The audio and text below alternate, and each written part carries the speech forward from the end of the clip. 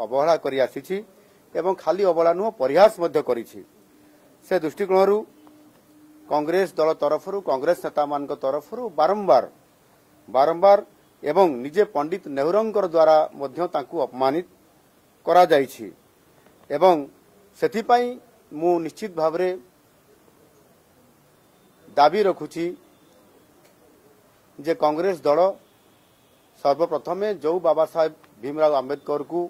जेभली भाव में अतीतरू बहुत अपमानित करिसंती से निजे कांग्रेस दल सर्वप्रथमे क्षमा मागिबा उचित एवं से क्षमा मध्य मागु। विशेष करिकी जेतेबेले आपनकर भारत स्वाधीनता लाभ करला परे पंडित नेहरू जवाहरलाल नेहरू जेतेबेले भारत वर्षर प्रथम प्रधानमंत्री हेले सेतेबेले जो राष्ट्रीय सरकार हला से समयरू विभिन्न राजनीतिक दलरू एवं जो माने ये देशर नेतृत्व नौथिले जो माने ज्ञानी सरकार चलैबार जो मानकर दक्षता एवं जो मानकर ज्ञान थला ताकू नेकी सरकार परिवार ये कथा को नीति निष्पत्ति हेइथिला एवं सबुठारू ज्ञानी एवं अधिक ज्ञान अर्जन करिथिबा तथा शिल्प एवं विशेष करके अर्थनैतिक दृष्टिकोणरू स्वतंत्र भाव में ज्ञान प्राप्त होता डॉक्टर बाबा साहेब आंबेडकर को से विभाग रे मंत्री न करी तांकु आईन विभाग दायित्व मध्य कांग्रेस सरकार समय पंडित जवाहरलाल नेहरू ही देइथिले एवं ता सहित मध्य एथिरे संरक्षण व्यवस्था कथा जितेबले आसिला सेतेबेले मध्य मुसलमान को संरक्षण देवा कथाटा को बेसी प्राधान्य दिया जाइथिला किंतु आदिवासी एवं हरिजन क्षेत्र रे सेथिरे स्वतंत्रता दिया जाई नथिला एनु वास्तविक एथिरे जो पातर अंतर कांग्रेस करुथिला एवं ताकू जेतेबेले ये कथा को दृष्टि आकर्षण करले भीमराव आंबेडकर जी तांकु से बहुत अपमानित करथिले। पंडित नेहरू जेतेबेले डॉक्टर बीसी राय को एक चिठी रे से उल्लेख करथिले सेथिरे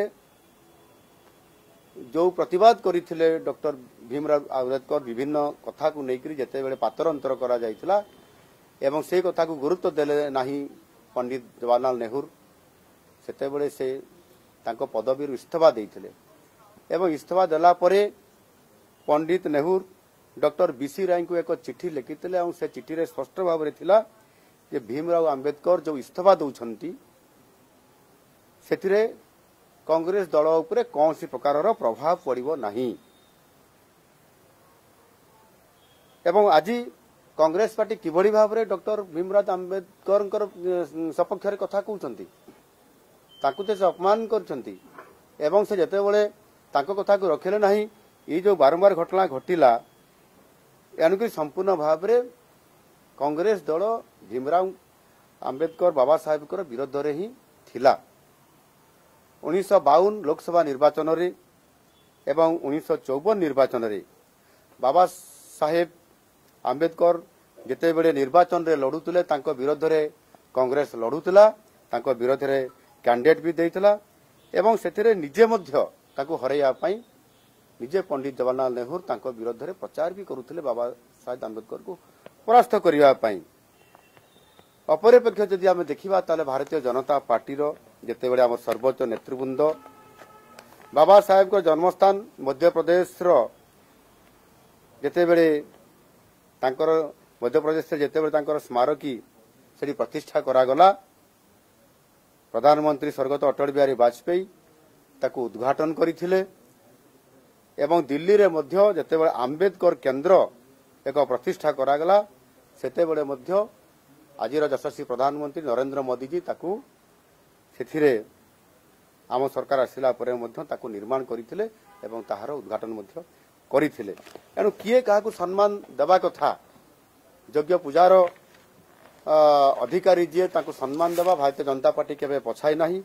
ये बाबा रे निरंतर भाव रे करुथले। एणु इथिरे संपूर्ण भाव रे पंडित नेहरू एवं कांग्रेस दल समस्ते बाबा साहेब आंबेडकर को असदाचरण एवं अपमानित करथिले। एणु ये नहीं कांग्रेस संपूर्ण भाव में निस्वार्थ भाव में देशवासी आगे क्षमा प्रार्थना करने उचित। मु आ गोटे कथा कहना चाहूँगी जे अनेक समय विभिन्न साधारण लोकों को भी कांग्रेस सरकार सेमानंकु भारत रत्न पद्म विभूषण एवं पद्मश्री भली उपाधि तांको प्रदान करुथिले, किंतु निर्वाचन रे बाबा साहेब आंबेडकर को परास्त करिथिबा नारायण साड़ोबा काजरोलकर को 1970 मसीह पद्म विभूषण दे ताकू सम्मानित करथिले। अर्थात बाबा साहेब आंबेडकर को जी हरई थिले से लोक पद्म विभूषण पुरस्कार पाइबे। ई प्रकार कांग्रेस सरकार विचित्र नीति आमे आज देखिया पाउछंती एवं किबड़ी भाव में जड़े भारत वर्षर श्रेष्ठ व्यक्तित्व को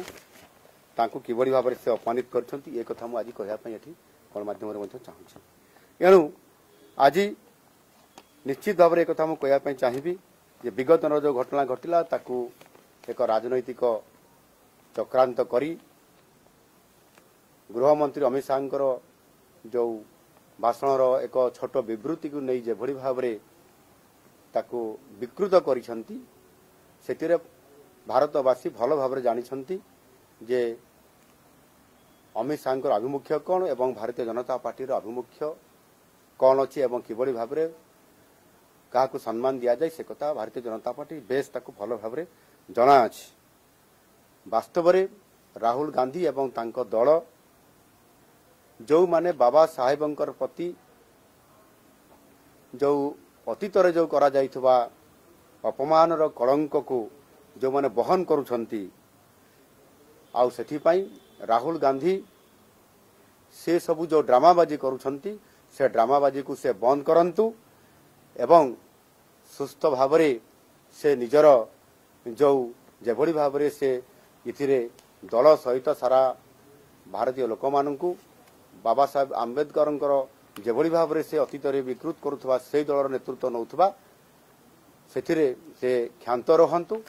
एवं संपूर्ण भाव में ये जो नाटकबाजी कर से क्षांत रहंतु। निश्चित भाव में ये कथा लोक माने आगामी दिन में मध्य तांको जानिछंती से किभली भाव में व्यवहार करती आ लोक माने मध्य तार उचित जवाब देबे।